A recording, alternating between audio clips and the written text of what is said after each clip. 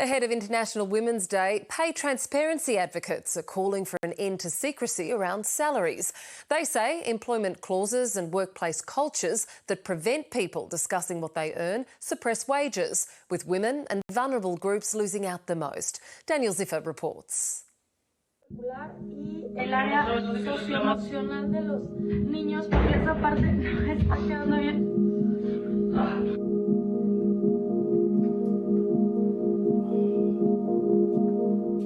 After 2 years in and out of the office, you definitely know more about your colleagues.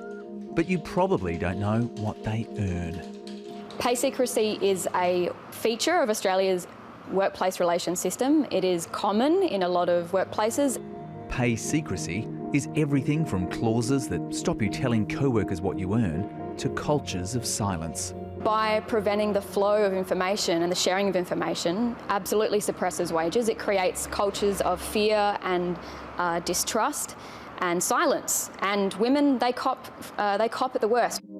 The Workplace Gender Equality Agency has previously said there's no definitive answer on whether pay secrecy is directly related to the gender pay gap, but that the research evidence from Australia, the US and the EU suggests that pay secrecy may contribute to it.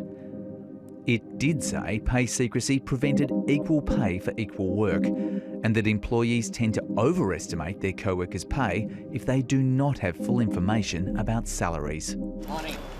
The Labor Party has long promised to abolish pay secrecy clauses if it wins the election. Businesses aren't convinced. Again, if this is across the whole economy, then you know that's something we should talk about. And again, what are we trying to solve with that? Certainly for the pay equality amongst men and women in the same workplace. Let's make sure that that's the reason we actually want to solve it. A former Commonwealth Bank employee has taken the issue to the Fair Work Commission, accusing CBA of breaching his workplace rights by sacking him, in part because he allegedly discussed overtime and penalty rates with colleagues. The bank said the worker's employment was terminated for a range of conduct and performance issues. Research around pay secrecy is difficult because employers don't want to provide that kind of information. But what we do see is there is a trend amongst employees asking for more and more transparency. Pay secrecy abounds in banks and financial services, where bonuses and commissions rule. But technology is breaking down old walls. Websites like Glassdoor receive anonymous pay rates from workers and provide data of salaries inside named companies. Studies have found a close relationship between sites like it and official labour force figures.